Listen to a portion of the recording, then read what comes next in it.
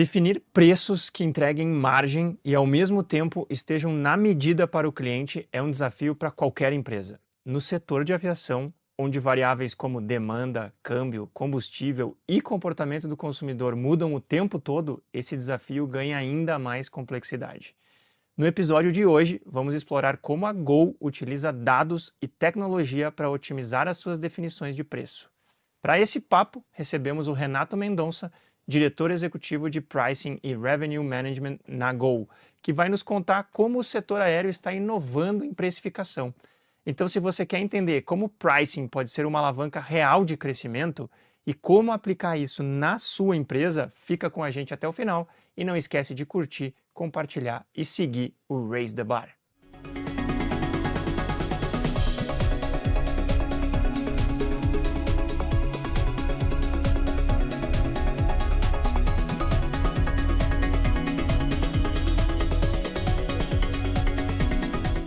Sejam muito bem-vindos e muito bem-vindas a mais um episódio do Raise the Bar, o podcast que sobe a sua régua quando o assunto são cases, tendências e boas práticas em vendas e marketing.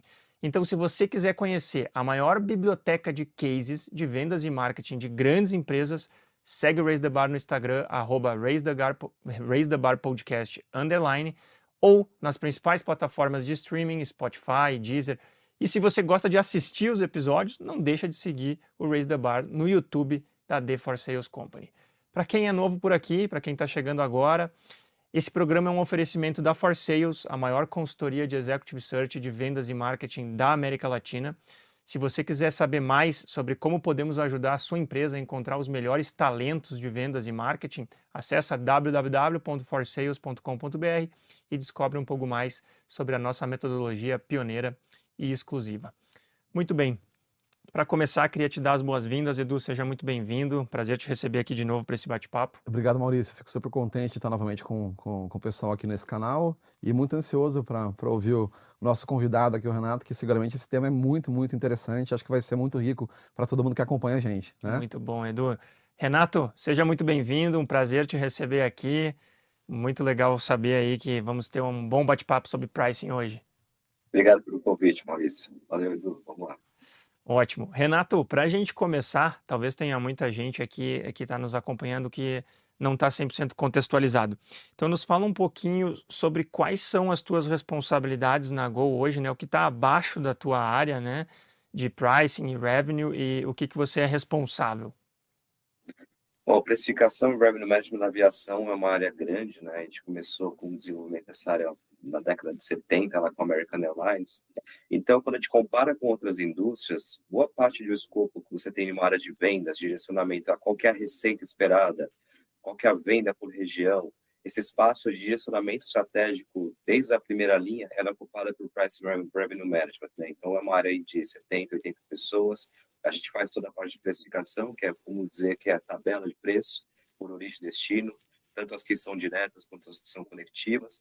Qual é o preço da tabela que vai ser cobrado, né, por assento, quais são os processos de estratégia que são vinculados a posicionamentos macroestratégicos, parte de operação, então como é que esses preços vão chegar na ponta. Então tem um escopo grande, mas ele se mistura em outras indústrias com o que é o escopo de uma área de vendas, por exemplo. É um escopo realmente estratégico, pensando do ponto de vista da aviação, né, Edu? Sem dúvida, ultra especializado, eu diria. O Renato já deu um spoiler do quanto o setor está na vanguarda, me parece, né, desse tema, né, Renato? E pegando o gancho, o setor ele é conhecido por ser muito nervoso quando a pauta é precificação, né, Renato? O que você já contou um pouquinho né, da década de 70, onde surgiu ali a disciplina, mas o que na tua visão torna tão peculiar essa disciplina, falando de aviação, essa área? O que torna o segmento muito nervoso em relação ao price e está na vanguarda nessa fronteira de conhecimento? Acho que tem alguns fatores, né? Primeiro, é um setor muito arriscado, né? As margens são muito baixas, então você quem acompanha as notícias da aviação, a Gol acabou de sair de uma recuperação judicial, a Azul acabou de entrar numa recuperação judicial, a Latam fez isso em 2020 e outras empresas aí no mundo passaram por esse processo por causa da pandemia, né? Então, pandemia, os nossos custos são muito altos e os custos não baixaram basicamente e a receita diminuiu drasticamente. Então, as empresas tiveram que entrar em uma reestruturação. Então, o risco, quando você tem esse fator risco, como é que você faz para cobrar R$1 a mais e ter margem? Então, surgiu a necessidade muito forte do desenvolvimento dessas áreas lá atrás. Além disso, é um produto altamente comoditizado, né? Se eu tirar uma foto ali preto e branco de uma cabine, perguntar para você, é da Azul, é da Avianca, é da Gol, dificilmente alguém saberia. Então, altamente comoditizado, consumidor sensível a preço.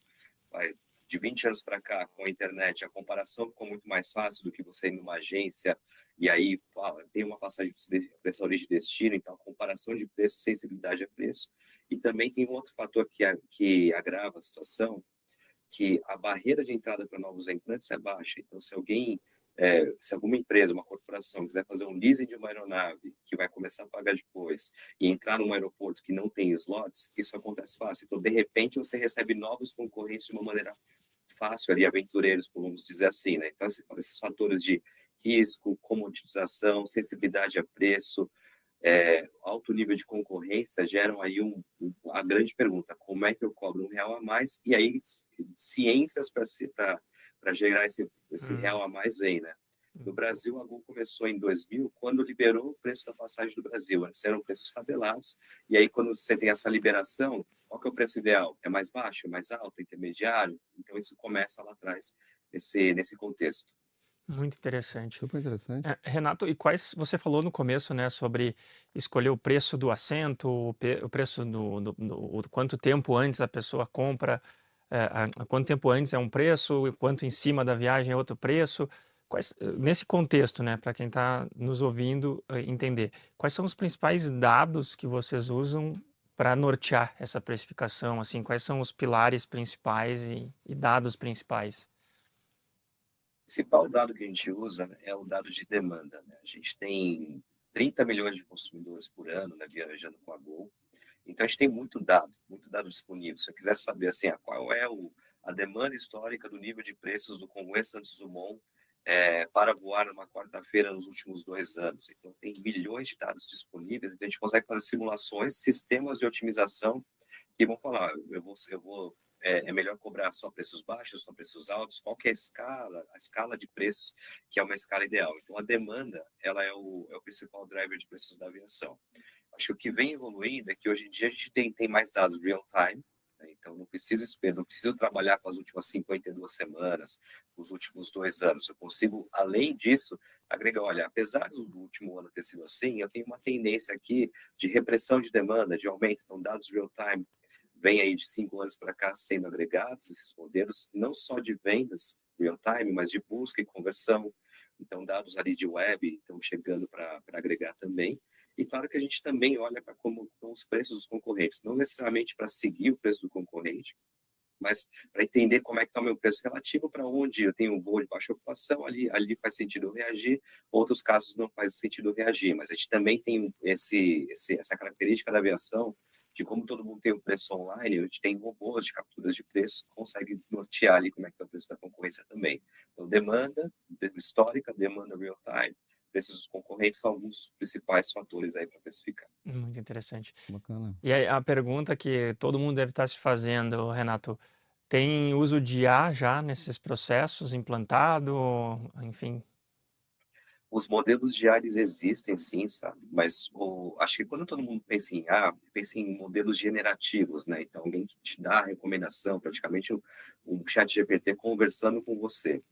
Para você fazer precificação, delegar isso para um modelo de inteligência generativa é mais complicado. A gente vê que, sabe, às vezes o Copilot, o ChatGPT, eles dão respostas contextuais, mas Uhum, outras estão fora do contexto. uhum, Mas os modelos que norteiam a IA, um Random Forest, um XGBoost, tem outros, a Simulated Annealing, tem outros modelos, esses modelos que vão ali dando pesos para quais variáveis influenciam mais. Por exemplo, eu posso colocar aqui, para uma viagem para o Nordeste, a variável que vai dar mais peso ali é uma sensibilidade a preço, mas uma viagem com essa com um preço corporativo, o que dá mais peso para a definição do preço é o horário do voo. uhum. Então, dá diferentes medidas para atributos de valor, esses modelos estão por trás, estão sendo usados, esses que eu falei são alguns dos modelos, mas eu acho que a gente está um pouco...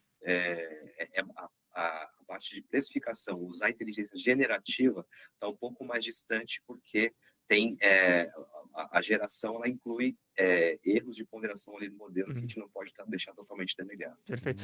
E vocês clusterizam os times, Renato? Agora eu fiquei pensando aqui enquanto você falava, no sentido de um time que trabalha voos por região, um time que trabalha voos por sensibilidade a preço, por sensibilidade a horário. Como que é fragmentado os times dentro do Price? A gente trabalha por região e por característica da demanda, né? Então, voos que vão para o Nordeste, né? Voos que são lazer. Então, eles sempre tem ali uma equipe que trabalha Guarulhos, lazer do Nordeste. Outro ali que são Guarulhos, interior de São Paulo, né? Então, mercados regionais. Então, a gente tenta mesclar tanto a região quanto a característica da demanda para especializar um pouco o analista. Mas isso está atrelado também à estratégia da empresa. Porque a estratégia da empresa onde as empresárias fazem apostas. Então, a Gol tem uma posição muito forte, por exemplo, no Guarulhos, no Congonhas, no Galeão, no Brasília. Então, a gente tenta... e o custo da empresa, o investimento da empresa está em aeronaves dedicadas a estes aeroportos. Então, eu tento colocar analistas dedicados a esses aeroportos, mas aí eu faço uma subsegmentação por características da demanda. Então, uma dupla ali trabalha mais para lazer, uma dupla trabalha mais para corporativo, mas de acordo com a alocação do ativo, né? Porque já teve estruturas anteriores onde, por exemplo, eram gerências, eram coordenadorias diferentes que trabalhavam ali o Nordeste e o Sul-Sudeste, mas os dois tinham voos de Guarulhos. Então, geralmente, como o Nordeste tem mais alta demanda, o Nordeste ele pouco se importava se os voos de Guarulhos para o Sul estavam com baixa rentabilidade. Então, hoje em dia todo mundo está debaixo de uma mesma gerência, uma mesma coordenadoria ali que é do Guarulhos, então a gente atrela a estratégia da Gol, mas a gente também subsegmenta ali por a característica da demanda para dar uma especialização para longa antecedência, mais essa dupla, curta antecedência, mais essa dupla. Legal, legal. O Renato, me permite, o caldeirão de informações, Maurício, que vocês têm hoje para poder avaliar, tomar decisão, deve ter mudado muito, né? Vocês devem ter centenas de milhares de dados para poder analisar, normatizar e tomar uma decisão. Então, imagino que a tecnologia, você comentou há pouco do ChatGPT, o Maurício perguntou da IA, mas enfim, tem várias tecnologias que eu imagino que vocês estejam incorporando, né, Renato, no dia a dia. Desde aquela talvez mais tradicional, curva de Gauss, normatizar a amostra. Como é que vocês estão criando o modelo preditivo hoje? Você comentou que a IA ela ajuda a trazer muita informação, mas não tomar a decisão em si, né? Como é que na prática vocês estão conseguindo utilizar? Você acabou de dar uma resposta super legal da pergunta anterior, de clusterizar, né? E aí mais informação de elasticidade de preço e demanda, mais informação de hubs, enfim, né? Na prática, como é que você consegue conectar esses pontos todos, né, Renato? Pergunto isso muito para quem está utilizando dados hoje, que está nos assistindo aqui, e está com a cabeça fervilhando como eu aqui agora para saber como na prática utilizar, né? A gente tem desenvolvido muito as áreas de analytics, né? Antes a área de analytics ficava dentro de revenue, agora ela tem uma diretoria específica de analytics que junta tanto a parte de operações da indústria aérea, então, por exemplo, eu tenho que fazer cancelamentos de voos antes da partida por causa de problemas meteorológicos. De onde tem que ser, como é que eu aloco uma aeronave que vem de um outro lugar de modo a otimizar o sistema e deixar menos passageiros possíveis sofrendo aí com atrasos ou disruption nos seus voos, né? Então essa diretoria de analytics olha tanto para a parte de operação quanto para a parte de receita. E aí como é que a gente distribui, falando um pouco de estrutura antes, né? Os desenvolvedores, front-end, arquitetos de dados, eles ficam todos nessa diretoria. Porém, os POs, né, os Product Owners, eles ficam dentro da diretoria da área de negócios. Então, tem aqui dentro de uma gerência, que é uma gerência de processos, gestão e estratégia, aqui da minha diretoria, a gente tem os POs que ficam alocados ali, né? Por que dentro da área de negócio? Porque a área de negócio tem um conceito, para que serve? Senão a gente tem aquele efeito, né, de um programador fazendo algo brilhante, mas que não é aplicável, que é distante da realidade do negócio, né? Então a gente tem essa característica. E aí a gente tem os modelos preditivos, eu vou chegar lá, mas o que eu acho importante dentro de sim, qual que é o conceito, né? Para que serve? Porque hoje a gente tem uma tendência muito forte de IA para tudo, é o preditivo, que tem que ter essas partes, sim.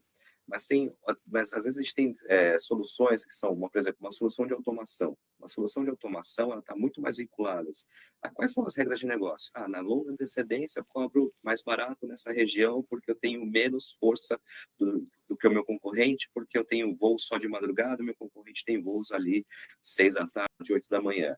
Então, nessa outra região, a regra de negócio é os que funcionam assim. Então, as regras de negócio são importantes, vinculado a um mecanismo de automação que garanta um time to market eficiente, porque na aviação, dependendo, se eu reajo às 10 da manhã ou reajo a 1 da tarde, eu posso perder alguns milhões de reais. Então, a automação, que nesse caso não tem a ver com modelos de analytics robustos, ela tem tanto ganho quanto o modelo de analytics robustos. Então, a gente divide as nossas squads em squads que olham para automação, squads que olham para modelos generativos, squads que olham para uma operação mais eficiente. Então, a gente vai dividir desse modo, né? Então, o conceito que é, nessa squad, eu tenho modelos de modelagem de macrogestão. Nessa squad, eu tenho modelos analíticos robustos. Então, esse conceito fica fora de negócio, né?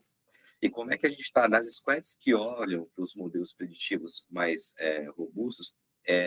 O que a gente tem feito, né? Primeiro, há 10 anos atrás, não tinha capacidade de processamento suficiente para a gente fazer isso in-house. Né?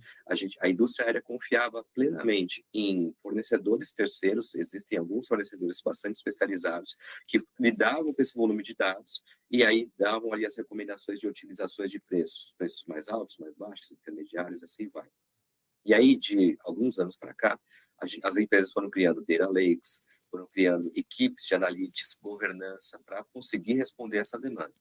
E aí a gente tem hoje em dia um modelo onde a gente tem modelos terceiros e a gente modelos internos também que complementam os terceiros e aí a gente interage quando é mais custo efetivo fazer com terceiro, quando é custo mais efetivo fazer internamente, né? E esses modelos, eles estão olhando não só para séries históricas, que na indústria aérea, geralmente a gente olha das últimas 52 semanas, que é um ano, mas eles vão olhando, diante dessa demanda histórica aqui, como é que está a busca e conversão real-time do Google? Isso aqui está tendo uma tendência que eu não consigo explicar o que está acontecendo, mas vamos fechar níveis de preço. Como é que foram as vendas nos últimos dias? Apesar de eu estar prevendo que esse Google vai fechar com 80% de load factor, se ele continuar com a tendência, load factor é a taxa de ocupação, tá, gente? Em vez de ele fechar com 80% de taxa de ocupação, ele vai caminhar para 95%, vai faltar assento ali para uma beira de uma alta temporada. Apesar de eu estar ali com essa tendência, meu concorrente, ele derrubou os preços para metade do valor. Qual que é a elasticidade da demanda para responder essa tendência? Então, a gente pega esse pool de informações, junto com outros indicadores também que indicam, por exemplo, agora, né, recentemente, a gente tem uma elevação enorme do barril do petróleo, né, nesse advento de Irã e mais uma variável para complicar, né, Renato? Mais uma variável.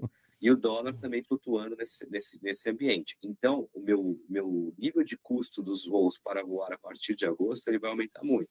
Então, e potencialmente, né, assim como, por exemplo, aconteceu quando teve as tarifas do Trump lá no mês de março, houve uma queda abrupta da demanda de voos internacionais. Então, às vezes, essas variáveis externas macroeconômicas, elas vão influenciando. Então, como eu faço uma previsão de como vai ser meu comportamento de custos para saber se eu tenho que repassar preços para os consumidores. E aí, modelos como os rede neurais, como o XGBoost, como o Random Forest, eles vão ponderando em qual região tem mais influência de cada uma dessas variáveis, sejam variáveis de demanda, um pico recente de busca e conversão, além das séries históricas, ou sejam variáveis ali de concorrência do preço ou de macroeconomia. Então, essas variáveis vão escolhendo qual é o peso para calibrar melhor qual que é a projeção de demanda mais acurada, que no final é o que a gente usa realmente para precificar. Um voo de alta ocupação, mais preço, ou baixa ocupação, menos preço também. Ô, Renato, deixa eu só ver se eu entendi ali determinada parte da sua resposta. Você falou sobre os dados externos e a análise histórica, por exemplo, interna, né? Aí você citou o caso onde, idealmente, aquele voo ia ter 80% de taxa de ocupação e olhando o comportamento que provavelmente seja de buscas no site, na internet, sobre o destino, enfim, dados externos apontavam que se seguisse essa tendência, vocês iriam chegar em 95% de ocupação. E aí o teu concorrente foi lá e derrubou o preço, né? Derrubou o preço. Analisar essas duas coisas te faz dizer assim, olha, o meu concorrente derrubou o preço, mas pelo que eu estou vendo de buscas na internet, de buscas no meu site, tem mais demanda do que eu e meu concorrente juntos, então eu não vou baixar o preço e a minha estratégia é essa. Ou às vezes tu vai dizer, nossa, a busca está baixa e meu concorrente baixou pela metade, então agora eu vou ter que baixar porque senão vai ter pouca ocupação. É mais ou menos essa a dinâmica de tomada de decisão que vocês vão tendo?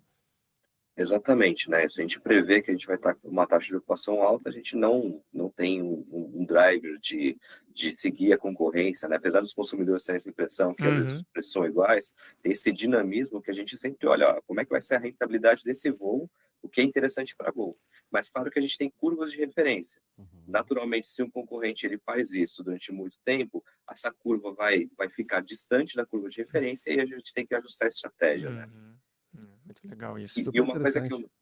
um ponto que eu não citei, né? A gente tem esses modelos que eu estou falando, esses mais táticos do dia a dia, de como é que a gente vai fechando, como é que a gente vai atingindo a meta, né? Mas quando a gente dá um passo atrás, a gente tem os modelos quando a gente vai fazer uma estratégia de 6 meses, de 12 meses. Aí a gente clusteriza mercados. A gente clusteriza, por exemplo, o Congonhas com fins.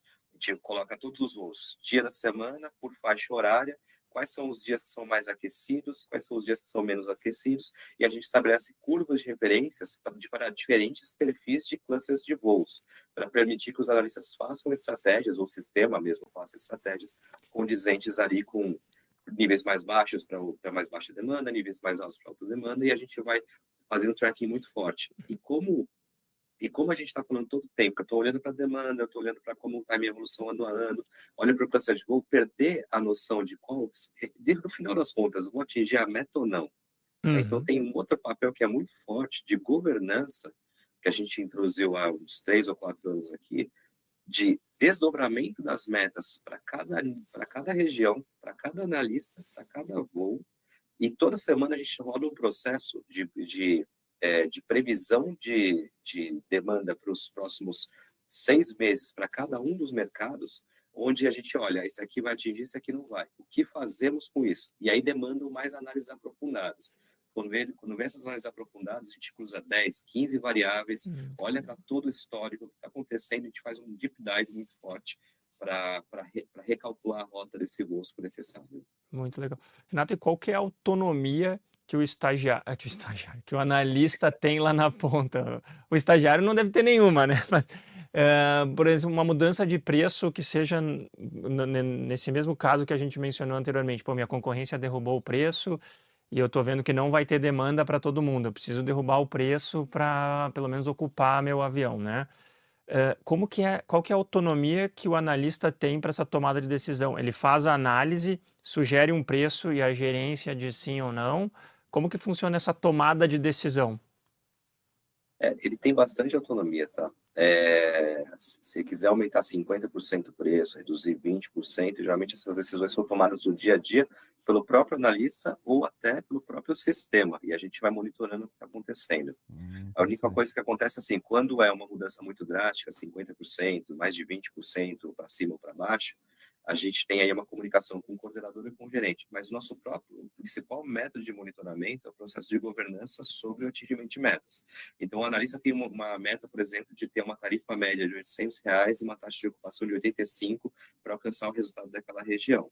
Semana a semana, ele vai tendo que prestar contas.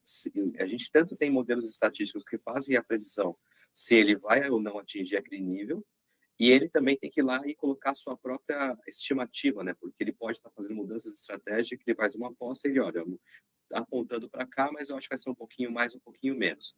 Quando ele faz esse processo, dispara um e-mail e uma mensagem no Teams ali para a equipe dele, para o gestor dele. Isso provoca um diálogo. Então, a nossa principal cobrança é vai atingir ou não, mas o dia a dia é muito nervoso, né? Então, a gente não consegue, a gente iria retardar o time to market se a gente colocasse travas de alçadas de aprovação. Exato. É por isso que eu perguntei, muito em linha com isso. Muito interessante. Eu fiquei ouvindo o Renato aqui, Maurício, lembrei, o Renato com certeza tem conhecimento amplo, mas é que surgiu, parece uma bolsa de valores, né?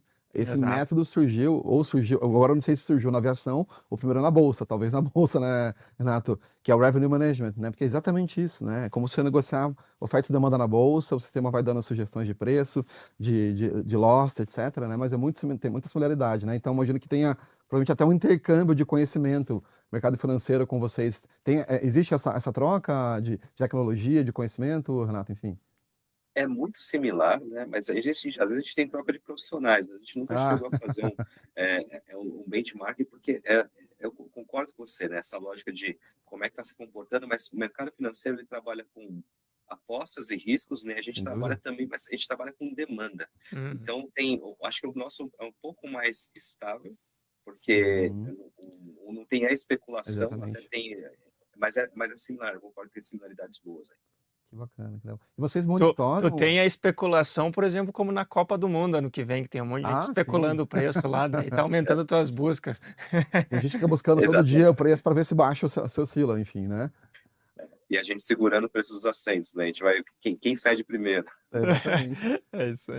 Mas o único ponto é que, assim, no final, para um evento de alta demanda, o consumidor vai comprar, né? Sem Então, aí dúvida. a gente vai escolhendo o timing com que ele compra. Então, tem essa... ou então, isso acontece mais com, por exemplo, listas de destinos. Se a gente está segurando os preços de Fortaleza, o consumidor pode alternar para o Recife, é como se fosse numa bolsa de valores. Eu quero comprar uma ação de uma determinada característica, então está muito caro ali, eu estou esperando cair, eu compro outra. Uhum. Mas existe com origens e destinos diferentes acontece Que essa bacana. especulação. Ô, Renato, vocês acompanham de alguma maneira o tracking da estratégia que foi definida para aquela região, para aquela estratégia, foi implementada? Puxa, deu errado ou deu certo? Vocês acompanham depois isso para retroalimentar o modelo? Como é que vocês fazem enfim, essa leitura? A gente acompanha, tem tanta parte do dia a dia, olha, eu fui lá, aumentei o preço, pensei que a demanda ia responder para conseguir esse nível de preços mais altos, aí com o passar das semanas, por exemplo, a curva de taxa de ocupação, ela não vai se comportando conforme esperado, essa estratégia deu errado, e o analista tem que recalibrar e trazer essa demanda, por exemplo, de passageiros de conexão que passam por lá, do programa de lealdade do Smiles, então tem ali como é que no processo de governança semana a semana isso é feito. Mas quando a situação ela é muito séria em termos de resultados, toda quarta-feira a gente tem uma reunião chamada aí Mercado em Foco, quando a gente pega e faz um deep dive nessas 10 variáveis, 15 variáveis, chama outras áreas, área de vendas para ver se o market share está ok, área de marketing para ver se as campanhas de e-commerce elas estão em ordem, área de planejamento de malha para ver se a gente tem capacidade, ou voos de mais, ou voos de menos, assentos de mais, assentos de menos naquele mercado, a gente faz um raio-x, né? A gente faz puxa a capivara daquele voo. Uhum.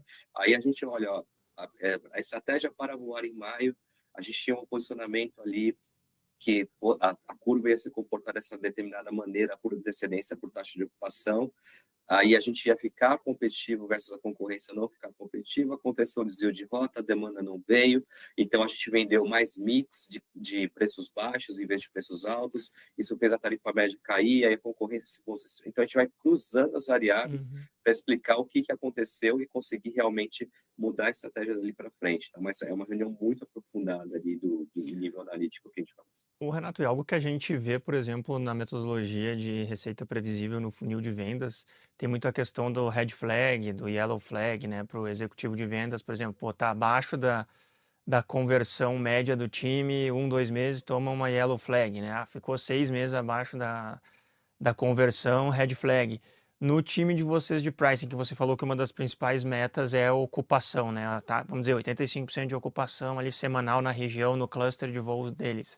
Se esse analista de pricing não está conseguindo ficar nessa ocupação, existe alguma sistemática, tipo como essa de pô, yellow flag para ti, cara, tu está sempre ficando abaixo disso? Como é que é isso? Como é que funciona essa sistemática? Funciona, esse sistema de previsão semanal que a gente faz é o que direciona um diálogo forte ali com o coordenador, com o gerente, eventualmente comigo também, para entender quem está dizendo demais. Então, eu tenho, aí quando eu olho o resultado de semana a semana, eu olho para todas as regiões, quem está mais distante na tarifa média ou na taxa de ocupação, quem está mais próximo e tudo mais. E aí isso dispara outras conversas, porque, por exemplo, às vezes a taxa de ocupação está baixa, porque a Gol adicionou assentos, dobrou a oferta de assentos numa região, ou a concorrência fez isso, e aí isso dispara um diálogo que não é nem com a minha área. Você olha para a área de planejamento de malha, planejamento de voos, que escolhe os voos, você olha, vocês colocaram capacidade demais, a gente não vai ter capacidade de sustentação do nível de preços ou da taxa de ocupação, a gente vai ter que fazer escolhas aqui. Sim. Então, esse processo de governança, ele vai disparando, e também isso vai semanalmente. Mas tem outros mecanismos mais estruturantes também. Esse mesmo sistema de metas, de metas e de acompanhamento, ele serve para avaliar a equipe. Então, assim, a gente tem semestralmente o ciclo de avaliação, que a gente tem alguns eixos, né? Um eixo é a avaliação comportamental da empresa. O outro eixo que a gente usa é a descrição de cargos, o job description do analista. Ele tá sempre, o nosso job description tem análise, execução, calibragem de sistemas, tem algumas coisas assim, está se aproximando não. Mas o outro eixo que a gente usa é o eixo de resultado. Então, se a pessoa está atingindo resultados ou não, ela vai ser premiada ou pontuada por isso, e a gente também tem um sistema de remuneração variável, por meio de milhas, que a gente usa para premiar o atingimento dos resultados. Então, essas coisas estão amarradas. Então, tem os flags semanais ali, a gente não consegue falar, olha, às vezes tem uma oscilação de demanda que não necessariamente culpa é a culpa do analista, ele tem responsabilidade, mas a gente provoca o diálogo, avalia e premia também. Muito legal. Tem muita externalidade envolvida, né? Muita coisa externa que acaba impactando. Né? Eu fiz essa pergunta mais também no sentido que, como você falou no começo, né? O segmento de aviação é a margem extremamente apertada, né? Uma competição extremamente acirrada. Então, se tu tiver alguém no time performando mal recorrentemente, é um cluster de voos ali a menos no teu resultado, né? Então, por isso que eu quis fazer essa pergunta. Sem dúvida. Renato, se tu consegue lembrar ou trazer para a gente, assim, de forma prática, um exemplo de uma identificação de dados que vocês fizeram que reverteu numa mudança de preço e que teve um case de sucesso, assim, mesmo prático, assim, cara, na época de um show, não sei, de um voo, de uma rota, um case prático, assim, que vocês tenham utilizado dados para mudar a rota de pricing e que tenha trazido resultados extremamente positivos? Eu gosto do case de aviação regional, né? Aviação regional são voos ali para o interior de São Paulo, interior de Minas, interior do Paraná, por exemplo, né? Que são mercados difíceis, né? Porque a demanda local para essas regiões, ela não é super alta, são voos que facilmente eles dão uma rentabilidade negativa, né? Mas sempre me intrigava o ponto, assim, que tem pessoas viajando de ônibus, né? Entre essas regiões, né? E muitas vezes, né, o Ô, preço do Renato, ônibus... e eu vou te contar um segredo. A gente conversou com uma pessoa de pricing aí, de uma das principais empresas De ônibus. de ônibus, e ele falou que um dos critérios é olhar o preço da aviação, viu? Exatamente. Eles estão de olho em vocês, hein? E nesse caso, a gente começou a fazer o contrário, né? A gente introduziu preços, por Excelente. exemplo, não na curta antecedência, mas na antecedência ali, 28 dias a partida, 60 dias a partida, olhando para o preço do ônibus, né? Então, por quê? Porque o nosso desafio era não diminuir a rentabilidade da curta antecedência, mas trazer demanda incremental. Então, numa iniciativa de colocar preço para price points que sejam um pouco acima do ônibus, mas competitivo versus o ônibus, comunicar isso via e-commerce, que é em locais específicos onde essas pessoas buscam esses voos. Olha, a sua viagem vai ser muito mais cômoda se você pagar aqui 10, 20, 50 reais a mais, você vai chegar muito antes da partida. E a gente conseguiu aumentar o tamanho do mercado, né? Então a gente não diluiu o preço, aumentou a taxa de ocupação. Em alguns casos, esses mercados foram com uma rentabilidade positiva, em outros casos, diminuíram a margem negativa por meio disso. E é importante a existência desses mercados para que o Congonhas Salvador, para que o Guarulhos Recife, eles tenham ali uma ocupação alta. A gente depende de conexões que vêm dessas localidades. Então, a gente colabora para o sistema inteiro, olhando ali para como o desafio era aumentar a taxa de ocupação sem diminuir a rentabilidade dos clientes que já compravam por determinados preços. Esse foi um caso bastante legal. Bacana. Interior, que bacana. Ô, Renato, como que você tem visto, enfim, muita coisa nova que tem acontecido, inteligência artificial está muito em voga hoje, mas que tendências você tem visto na área de pricing, revenue management, né? Seja no setor aéreo que você está inserido, ou fora, para compartilhar um pouquinho com a nossa audiência, o que você tem visto de tendência, que está sendo muito utilizado agora, que não era antes, para compartilhar um pouquinho com quem está assistindo a gente. O que eu achei interessante é como de 5 anos para cá, talvez um pouquinho mais, a gente consegue fazer sistemas dentro das empresas, né? Então, seja ali sistemas dos próprios departamentos de analytics, ou seja, uma consultoria especializada ali para fazer uma ferramenta pontual, esse tipo de sistema ele começou a ser feito com autonomia, né? Antes você olhava ali para um agronegócio, para uma empresa de bens de consumo, uma indústria pesada, por exemplo, né? Ter acesso a um sistema de otimização de preços era algo impensável, né? Porque às vezes não tinha volume de dados, esses dados começaram a ser gerados, né, por meio de provavelmente comportamento de compra e variáveis externas, né? Ou às vezes não tinha ali capacidade de processamento, uma equipe especializada, né? Então, o que eu vejo é esses sistemas de otimização que sendo feitos ali para determinar qual é a tabela de preços que eu deveria ter, qual é o nível de segmentação que eu deveria ter. Hoje em dia eu vejo, por exemplo, o varejo trocando um preço flat para o Brasil inteiro para preços segmentados por região, que é uma coisa básica, né? Mas ainda não havia anteriormente. Quais são as segmentações de região? Aí depois você agrega outros tipos de segmentação. Deixa eu segmentar por dia da semana de compra. Deixa eu segmentar cluster por cluster de produtos. Então, essas segmentações elas passaram a ser feitas e qual que é o nível de otimização, qual que é o nível de preços que eu tenho que ter para garantir que a elasticidade vai ser alcançada de ponto a otimizar a receita, né? Então, então, a possibilidade de segmentação estão sendo feitas de uma maneira diferente, olhando para atributos de características de demanda. Você tem aqui dia da semana, é um deles, por exemplo, e o que eu coloquei no começo de utilização de dados da concorrência, utilização de dados de demanda real time, então essas outras informações chegam que colaboram com sistemas de otimização.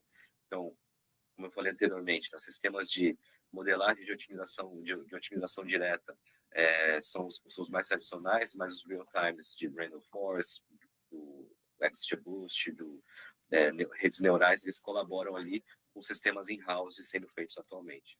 Muito bom. Renato, acho que você talvez já tenha respondido parte da pergunta que eu vou te fazer, mas para a gente finalizar, eu queria te perguntar, assim, quem está nos ouvindo, né, quem está acompanhando o nosso bate-papo e trabalha na área de pricing e está num momento de evolução da área de pricing ou até em começo, né, mas vamos pensar mais no caso de evolução, né, querendo sair do 8 para o 10 ali na área de pricing, né. Quais são as dicas que você dá para esse profissional de pricing? Por onde ele começa? O que ele deve focar para melhorar a área de pricing do negócio dele? Olha, eu vou falar sobre a assertividade dos modelos. A área de pricing, ela ganha ponto quando gera receita. Então, esse é o principal final da história. Mas eu acho que no meio é muito importante a governança dentro da empresa, porque a gente já só consegue ganhar espaço quando a gente explica para as outras áreas que a gente está gerando valor. Então, eu vejo muitas áreas de precificação tendo uma dificuldade com áreas de vendas, com áreas de marketing, ou com o próprio board da empresa para mostrar ali que aquilo ali vale a pena. A pessoa sabe que vale a pena no dia a dia, é claro que tem valor, mas o resto da empresa está fora dessa realidade, né? Então, mostrar um caso real, né, seja em reuniões pontuais, ou preferencialmente, aqui a gente tem o fórum de receita semanalmente, onde a gente congrega diferentes áreas e direciona aqui. Olha, tá vendo esse produto aqui? Olha, por que a gente perdeu dinheiro? Acabou o estoque antes da hora. A gente pegou e poderia ter cobrado, supondo que não tivesse mais estoque, a gente deveria ter cobrado mais com a mesma quantidade de produto.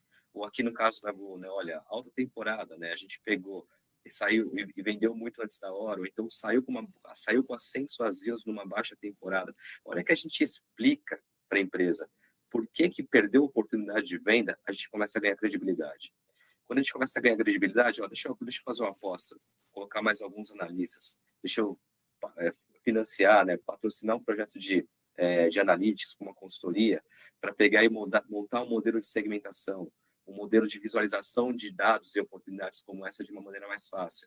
Então, esse trabalho político, né, no bom sentido de conquista de credibilidade, acho que para mim é o primeiro passo. Depois disso, vem entrega. E aí esses modelos, essa capacidade de ter uma governança de metas, modelos preditivos que vão tomar essas decisões de uma maneira mais automática, mais rápida, eles vão ser a cereja do bolo, que vão fazer a credibilidade ganhar um grau exponencial.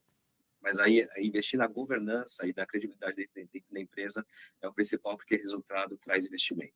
Muito bom, muito bom. Luiz, só lembrando, nós já recrutamos na Force Sales inúmeros profissionais de pricing, inclusive, né? A gente já navegou um pouquinho, então fica aqui também né?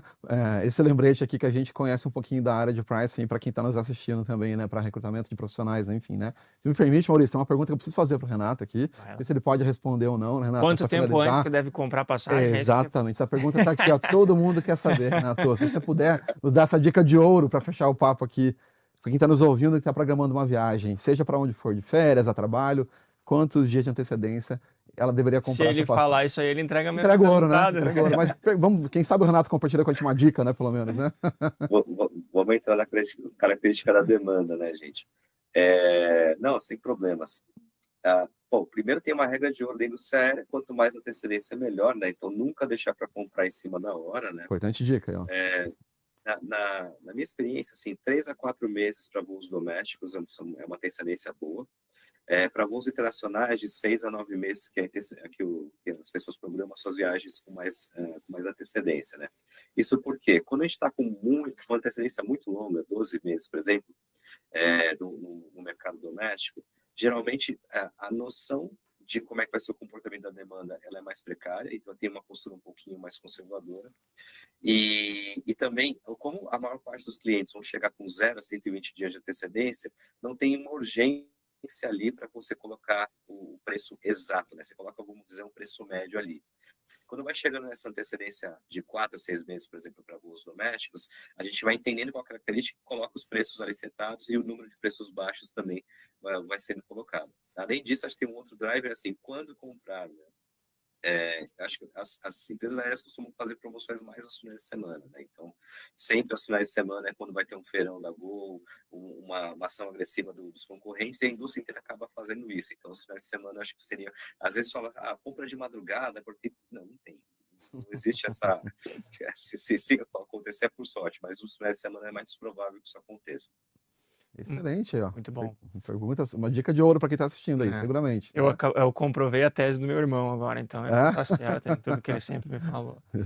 Renato, muito obrigado pela tua participação, cara. Foi um prazer te receber aqui para esse bate-papo. Com certeza a gente poderia ficar mais 1 hora conversando aqui, ia ter muito assunto interessante, mas precisamos te liberar.